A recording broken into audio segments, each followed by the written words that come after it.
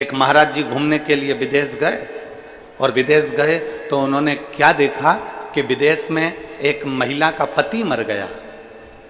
और महिला का पति मर गया और उसको जमीन के अंदर गाड़ दिया गया, उस पर उसकी कब्र बना दी गई और बनाने के बाद महिला उस पति की कब्र पर पंखा कर रही थी बैठकर, पति की कब्र पर पंखा। जब पति की कब्र पर महिला पंखा कर रही तो संत को लगा कि बताओ हमारे भारत की नारी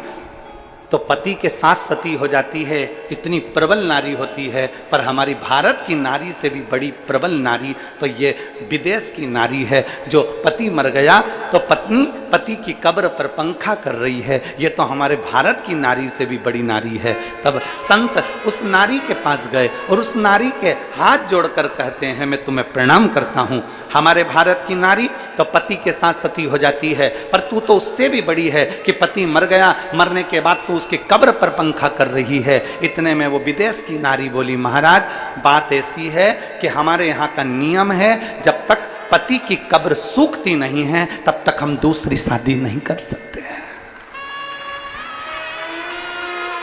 इसलिए वो पति की कब्र को पंखा दे देकर सुखा रही है, पंखा कर सुखा रही है। अर्थात शास्त्र कहता है कि भारत सभ्यता की दैनी है, भारत संस्कृति की दैनी है, भारत संस्कारों की दैनी है, भारत निर्मलता की दैनी है, भारत दुनिया के लोगों को प्रेरणा की देनी है। इसलिए भारत के बराबर दुनिया की कोई नारी भी नहीं हो सकती जो भारत में